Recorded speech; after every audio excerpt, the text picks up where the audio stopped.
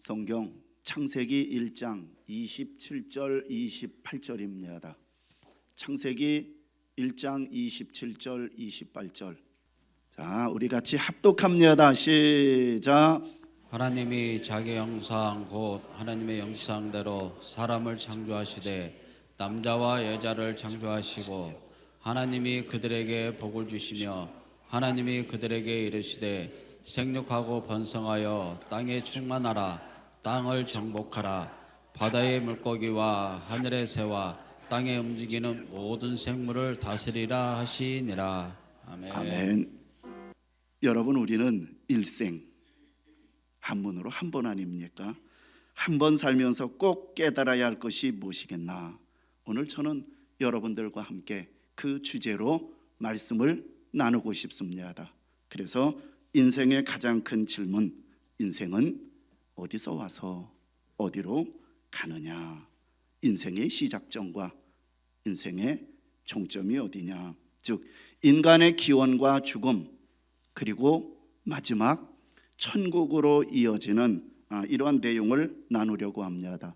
지금은 첨단 과학 시대를 살고 있지만 현대인들은 여전히 많은 궁금점을 갖고 있습니다. 우주와 동물과 식물과 인간들이 도대체 어떻게 시작이 되었는지 궁금합니다. 역사 이래로 이러한 궁금증을 해결하기 위해서 다양한 방법을 시도하고 있습니다. 이 기원에 대해서 가장 많이 공격을 받는 것이 우리 기독교입니다. 왜냐? 천지 만물을 창조하신 하나님을 믿는 신앙 때문입니다. 즉 기독교의 창조론과 무신론의 이 진화론은 아주 오랜 세월 동안 끊임없이 논쟁을 하고 있습니다. 자, 어릴 때부터 세상은 우연히 생겼어. 그리고 생명은 자연적으로 발생한 거야. 그리고 죽음과 멸종을 거듭하면서 진화되었다는 이 진화론을 아주 어렸을 때부터 배웁니다. 따라서 사람들의 머릿속에는 진화론 세계관을 갖게 되며 기독교에서 주장하는 창조의 내용과 끊임없이 부딪히며 논쟁을 해왔습니다. 자, 인간은 어디서 왔는가? 우리는 성경에서 말하고 있는 창조론을 믿습니다. 즉 인간의 기원은 하나님이 창조하셨습니다. 여러분 중에 나는 우연히 태어난 존재야, 우연히 나타난 존재야 라고 생각하는 분이 혹시 계실지 모르겠습니다. 한번 생각해 보십시오. 제가 코를 예를 들어 보겠습니다. 코가 거꾸로 달려있다라면 어떻게 하겠습니까? 비가 오면은 다 바로 코로 들어갑니다. 눈썹 한번 생각을 해 보십시오. 아직 눈썹이 이렇게 수직으로 되어 있는 사람 보신 적 있습니까? 다 이렇게 세로로 이렇게 가로로 되어 있습니다. 그래서 비가 오고 땀이 흐르면은 요 눈썹이 딱 막아가지고 옆으로 딱 흐르게 해서 이 눈동자를 보호해 줍니다. 동시에 이렇게 그 눈동자는 우리가 모르는 사이에 아주 깜빡깜빡하는데 먼지가 눈에 들어오면 자동적으로 깜빡깜빡해서 이 눈을 보호를 해줍니다. 동시에 눈을 여러분 한번 깜빡깜빡할 때마다 여기에서 망막에 물을 뿌려주면서 수분을 공급해 줍니다. 그래서 이 아주 맑고 깨끗하게 씻어줍니다. 이 전자동 시스템입니다. 우리가 우연한 존재로 생각하기는 너무나 과학적이고 너무나 합리적으로 만들어졌다는 사실입니다. 그렇습니다. 하나님은 아주 많이 생각하고 생각해서 창조하셨다고 성경 창세기 1장 27절은 그렇게 말하고 있습니다. 한번 같이 읽어주십시오. 시작. 하나님이 자기 형상 곧 하나님의 형상대로 사람을 창조하시되 남자와 여자를 창조하시고. 자, 하나님의 형상이라는 말이 나옵니다. 두 번이나. 하나님의 형상대로 지음 받았다는 것은 무슨 말이겠습니까? 사람을 하나님 닮은 존재로 창조했다는 것이죠. 그런데 하나님은 영입니다. 하나님은 영이시기 때문에 인간의 외모가 하나님을 닮았다는 것을 말하는 것이 아니라 사람을 영적인 존재, 그리고 하나님의 속성, 즉 하나님의 성품을 가진 존재로 지음을 받았다라는 것을 말합니다. 그래서 인간은 영이신 하나님을 알고 영이신 하나님과 소통할 수 있는 존재입니다. 그런데 하나님의 형상대로 이렇게 만들어졌는데 하나님이 사람을 어떻게 창조했는지 그 방법에 대해서 창세기 2장 7절에서는 이렇게 말합니다. 이것은 화면을 조금 띄워 놓겠습니다. 자, 하나님의 형상대로 우리를 창조했는데 그 창조한 방법, 어떻게 창조했는지 그 방법에 대해서 아주 명확하게 말합니다. 한번 또 읽어 주십시오. 시작. 여호와 하나님이 흙으로 사람을 지으시고 생기를 그 코에 불어넣으시니 사람이 생명이 된지라. 자, 창조를 세 단계로 명확하게 설명하고 있습니다. 제가 그래서 1번, 2번, 3번을 붙였습니다. 첫째, 하나님은 흙으로 사람을 지으셨습니다. 육체의 근본은 흙이라는 거죠. 두 번째, 하나님은 생기를 사람의 코에 불어 넣으셨다는 거죠. 하나님은 각종 들짐승들과 공중에 날아다니는 다양한 새들도 흙으로 지으셨습니다. 그리고 이들에게도 역시 새와 짐승들에게도 생기를 주셨습니다. 여기까지는 사람과 이들 사이에는 특별한 아무런 차이점이 없습니다. 그러나 사람과 동물 사이에는 분명한 차이점이 있습니다. 그것이 뭐겠습니까? 자, 각종 들짐승들과 그리고 그 날아다니는 공중의 새들은 흙으로 지음을 받은 그 순간 그들에게 자동적으로 생기가 주어졌습니다. 다시요. 분명히 모든 동물들과 새들도 흙으로 사람처럼 만들어졌어요. 최초의 하나님이. 그러나 그들 동물과 식물과 그리고 새들에게는 그 흙으로 만들어지는 순간 자동적으로 생기가 주어졌다는 거예요. 그러나 사람은 달랐습니다. 사람의 경우는 한 가지 특별한 과정이 있었습니다. 즉 하나님이 사람의 코에 직접 생기를 하고 불어 넣어 주셨다는 것입니다. 이것이 동물과 사람의 구별짓는 분명한 차이점입니다. 그리고 세 번째, 하나님이 사람의 코에 생기를 직접 불어 넣자 사람이 비로소 생명이 되었다는 거예요. 생명. 무슨 말입니까? 그때부터 사람이 살아 움직이기 시작했다는 것입니다. 생명이 되기까지 이전까지는 그저 사람의 모양을 갖춘 흙덩이에 불과했습니다. 그런데 그 후하고 그 코에 생기를 불어넣자 생기가 그 사람 속에 들어가니까 그때부터 사람의 심장이 벌떡벌떡 박동을 하기 시작했습니다. 그리고 혈관에 따라서 피가 흐르기 시작했습니다.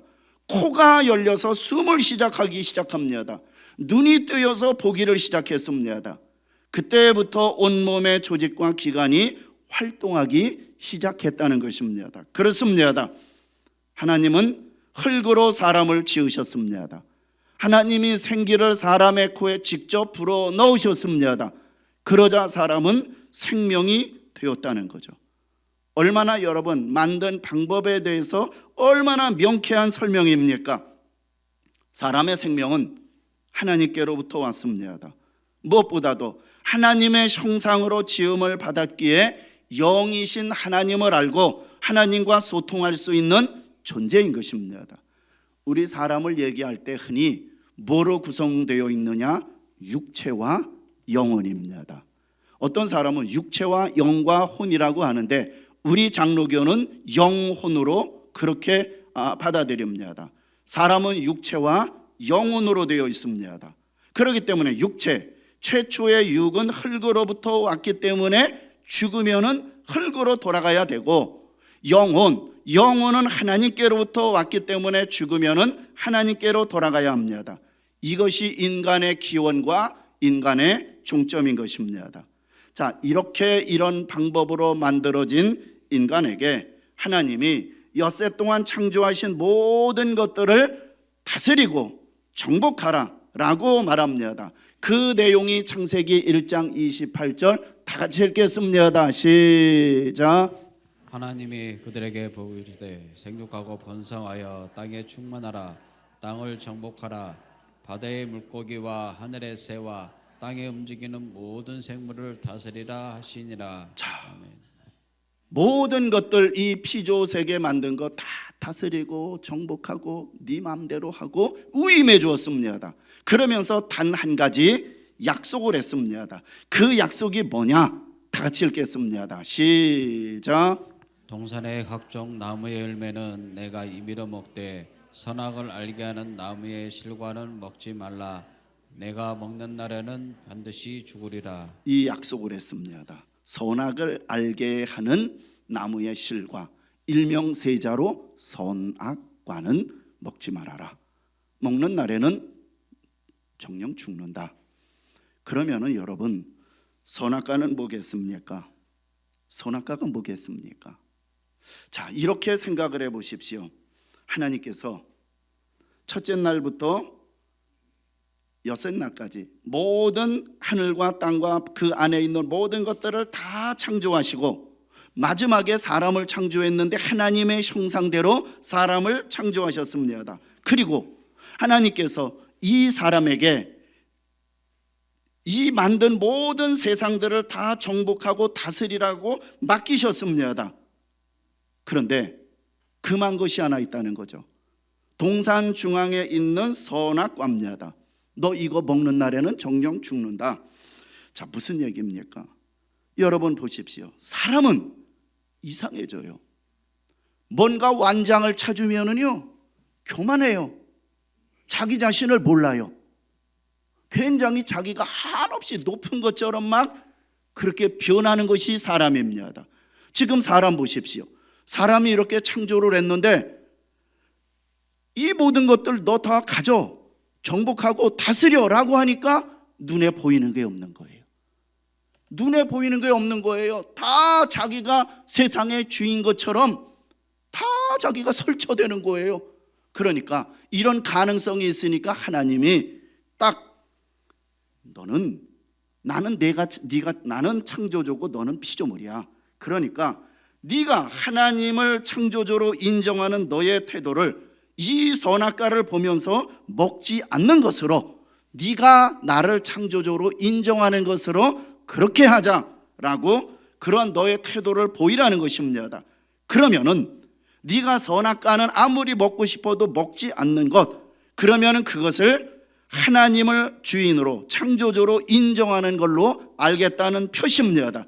이것이 바로 선악과 명령의 의미입니다. 그런데 사람은 이 하나님의 명령에 불순종했습니다. 선악과를 먹었다는 거죠. 이것은 뭡니까? 결국은 하나님의 왕권에 대한 반역입니다. 하나님을 인정하지 않겠다는 것입니다. 이것이 뭐냐? 저를 쫓아하세요. 죄가 무엇입니까? 하나님의 왕권을 반역하고 하나님을 인정하지 않는 것, 이것이 죄라는 것입니다. 이때부터 이 땅에, 이 세상에 죄가 들어왔습니다. 하나님의 왕권을 인정하고 반역하는 것이 죄. 그전에는 죄가 없습니다. 죄가 들어온 거예요. 그래서 최초의 인간 아담이 지은 죄를 뭐라고 하느냐? 원죄. 죄가 없는데 최초로 지었다. 원죄라는 것입니다. 그래서 아담 이후로 태어난 사람은 다 뭐로 태어나느냐? 죄인이 되었습니다. 그 결과 반드시 죽으리라.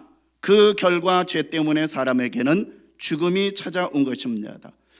여러분, 죽음에는 그냥 우리는 육체적인 죽음만 생각하잖아요. 먹는 날에는 반드시 죽는다. 먹었는데 반드시 그 자리에서 직사했습니까? 아니잖아요. 이 죽음에 대해서 정의가 필요합니다. 세 가지 죽음이 있습니다. 첫째는 영적 죽음이 있고, 육적 죽음이 있고, 영원한 죽음이 있습니다. 설명을 해드립니다. 다음 화면에 영적 죽음은 하나님과 분리되는 상태입니다. 이미 그때부터 이거를 먹고 영적 죽은 거예요. 아담이 두려웠어요. 떨었어요. 하나님과 관계가 단절되었다는 거죠. 그 이후로 하나님과의 이러한 분리되어 있는 사람, 하나님을 모르는 사람들에게는 불안하고 허무하고 공허하는 것입니다. 그리고 육적 죽음은 영혼이 떠나간 상태고, 영원한 죽음은 무엇입니까? 영원히 단절된 상태, 지옥이라는 거죠. 누구에게나 이런 상태에 놓이게 되는 것입니다. 우리는 기독교는 이 문제를 정확하게 해결해 주는 것입니다. 자, 사람은 죽습니다. 모든 사람은 다 죽습니다. 성경에도 분명히 말합니다. 이때에 그러한 창세기에서 그러한 최초의 죄를 지었기 때문에 그 말씀대로 한 번 죽는 것은 이미 정해진 것이라는 거죠. 죽고 싶지 않아도 죽어야 됩니다. 죽는 것으로 끝나지 않습니다. 세 번째는 죽음 이후에는 심판이 있다는 거죠. 왜요? 우리에게는 영혼이 있지 않습니까? 영혼이 육체적으로 죽어서 흙으로 돌아간다 할지라도 영혼은 이미 하나님과의 죄를 지었기 때문에 죽은 이후에 심판이 있다는 거죠. 땅에 있는 생물들은 죽음과 함께 그의 모든 것이 끝나지만 인간에게는 영혼이 있어서 죽음 이후에 심판을 받습니다. 그런데 사람들은 이 죽음 이후의 세계를 거부하고 믿고 싶어 하지 않습니다. 그러나 엄연한 사실은 죽음 이후에는 반드시 심판이 있다는 거죠. 그러면 심판을 받고 어떻게 됩니까? 아까 말했잖아요. 영원한 죽음, 영원한 지옥에 들어간다는 거죠. 심판을 받고 지옥에 간다는 이 사실, 요한계시록 21장 8절에 보면은 불과 유황으로 타는 못, 지옥이라는 거죠. 이것이 둘째 사망이다. 첫 번째는 육체적인 죽음입니다. 두 번째는 둘째 사망, 지옥에 간다는 이 사실. 결국은 이런 지옥 운명에 빠진 우리를 구하기 위해서 예수님께서 이 땅에 오셨습니다. 바로 인간의 죄 문제를 인간 스스로 해결할 수 없기 때문에 이 문제를 해결하기 위해서 오셨습니다. 우리의 죄를 대신하여 십자가에서 높이 달리셔서 머리에는 가시면류관을 쓰시고 양손과 다리에는 대못을 받으시고 옆구리에는 사정없이 창으로 찔려서 물과 피를 다 쏟으시고 마침내 우리를 대신하여 죽으셨습니다. 그렇게 하심으로 인류의 모든 죄값을 치러 주셨습니다. 인류의 모든 사람들의 죄 용서해 주셨습니다. 그리고 죽은 지 3일 만에 다시 부활하셨습니다. 고린도전서 15장 그 사실은 이렇게 말하고 있는 것입니다. 예수님은 인간의 죄 문제와 죽음의 문제를 다 완전히 청산하시고 부활하셨습니다. 사람이 죽으면 두 길밖에 없습니다. 천국으로 가든지 지옥으로 가든지 둘 중에 하나입니다. 여기에 한 번 들어가면 영원히 나오지 못합니다. 천국에 들어가면 영원히 거기 있어야 되고 지옥에 가면 영원히 거기서 살아야 합니다. 그런데 누구든지 예수만 믿으면 모든 죄를 용서해 주시고 천국으로 인도해 주시겠다고 약속하셨습니다. 구원에 이르는 오직 길은 예수님밖에 없지만 구원에 이르는 길은 예수님밖에 없지만 구원을 얻기 위해서는 예수를 믿어야 된다는 거죠. 그래서 사도행전 16장 31절에 구원에 이르는 길은 예수밖에 없지만 내가 예수 믿지 않으면은 그 사람은 구원을 받을 수 없다는 거죠. 사도행전에 주 예수를 네가 믿어야 된다. 주 예수를 믿으라. 바로 구원의 그 예수님밖에 없지만 구원에 이르는 길은 예수 믿지 않으면은 안 된다는 거예요. 예수님께서 요한복음에서 이렇게 말했습니다. 내가 천국에 이르는 길이다라고 말합니다. 높은 자나 낮은 자나 부한 자나 가난한 자나 천국에 이르는 길은 오직 예수님을 통하는 길밖에 없습니다. 예수님이 많은 사람을 위해서 십자가에 죽으셨지만 모두가 구원받는 것은 아닙니다. 그걸 오직 예수님을 나의 구조로 믿는 자만이 구원을 받는 것입니다. 자, 여러분 정리를 이렇게 하면서 하겠습니다. 예수 그리스도는 누구십니까? 두 가지 관점으로 분명한 사실로 여러분들과 공유하고 싶습니다. 예수 그리스도는 누굽니까? 역사의 주인입니다. 왜 그렇습니까? 현재 우리가 사용하고 있는 역사는 예수 탄생을 기점으로 BC, Before Christ, 즉 그리스도 이전, 주전, 또 기원전, 그리고 AD, 라틴어로 그리스도의 해라는 그런 말입니다. 주후, 기원후로 사용합니다. 전 세계인이 쓰는 오늘 날짜, 예수님 탄생 이후 2024년 11월 24일, 그리고 현재 이 세상에 살고 있는 모든 사람들은 예수님을 탄생 기준으로 자기 생년월일을 정합니다. 그리고 지금 태어나고 있는 아이들도 태어난 때를 예수님 탄생 이후 몇 년 몇 월 며칠입니다. 그리고 내가 죽는 날짜 몇 년 몇 월 며칠도 결국 분명히 예수님의 출생 이후 하고 나올 것입니다. 예수님의 출생 이후 내 묘비에 몇 세 기록될 숫자입니다. 뿐만 아니라 지금까지 일어난 세계의 모든 중요한 역사들도 모두 예수님의 출생을 기준으로 그 이전 언제냐, 그 이후 언제냐를 기록합니다. 인류 역사가, 세계 인류가 흘러온 역사를 보편적인 기록으로 남기기 위해서 예수님의 출생이 기준이 되는 것입니다. 아니, 도대체 이거 누가 이렇게 정했습니까? 그것은 로마 시대인 6세기 중엽에 그동안에 사용해 오던 로마력을 예수력으로 바꾸었습니다. 역사의 주인은 로마가 아니라 예수다. 그리고 세계 역사상 가장 위대했던 로마 제국은 그들 역사의 주인을 바로 예수로 결정한 것입니다. 이 말은 온 인류가 의식적이든 무의식적이든 역사의 주인은 예수다 하고 공포하는 선언인 것입니다. 대단한 사실입니다. 역사의 주인은 예수 그리스도라는 것. 그리고 또 하나, 예수 그리스도는 누구십니까? 구원의 주입니다. 예수님은 하늘 보좌를 버리시고 이 땅에 오신 하나님의 아들입니다. 나의 죄의 문제를 해결하기 위해서 십자가에서 죽으셨습니다. 나에게 용서받을 수 있는, 죄를 용서받을 수 있는 길을 열어주셨습니다. 십자가에서 그 모진 고통 속에서 마지막 한 말씀, 다 이루었도다. 이 마지막 선언을 하시고 죽으십니다. 다 이루었도다. 우리의 죽음의 문제, 우리의 죄의 문제를 다 해결하셨다는 위대한 선언입니다. 죽음이라는 것 얼마나 무섭습니까, 여러분? 한 줌의 흙으로 돌아가 싸늘한 땅에 묻힌다고 생각하면 기가 막힙니다. 세상 살면서 아무리 실패하고 별일 다 당해도 죽음보다 더 강력한 것은 없습니다. 죽음의 저주는 모든 것들을 다 무로 돌아가게 합니다. 다시 그 인생을 복구할 수 없게 만듭니다. 이 죽음의 두려움에서 자유로운 사람이 있습니까? 없습니다. 인간이 범한 죄에 대한 하나님의 심판은 절대 돌이킬 수 없습니다. 그런데 그 강력한 죽음의 권세가 예수님의 죽음과 예수님의 부활 앞에서 산산나고 말았습니다. 죽고 사는 문제를 초월하는 능력이 예수 그리스도의 죽으심과 부활에 있습니다. 그렇습니다.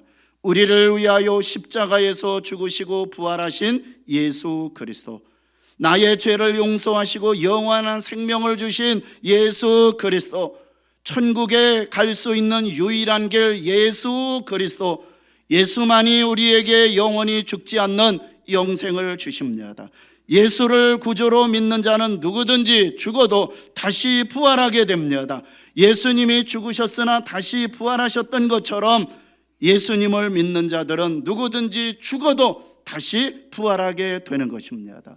어느 날 여러분들이 천국 문 앞에서 천국 입학 시험을 치를 일이 있다라면 그냥 모든 문제에 다른 설명은 하지 말고 예수 그리스도라고 쓰십시오. 제가 질문하겠습니다. 어떻게 그대가 이곳에 오게 되었는가? 그대가 수많은 죄를 어찌하고 천국에 들어올 수 있었는가? 그대가 구원받았다는 사실을 어떻게 확인할 수 있는가?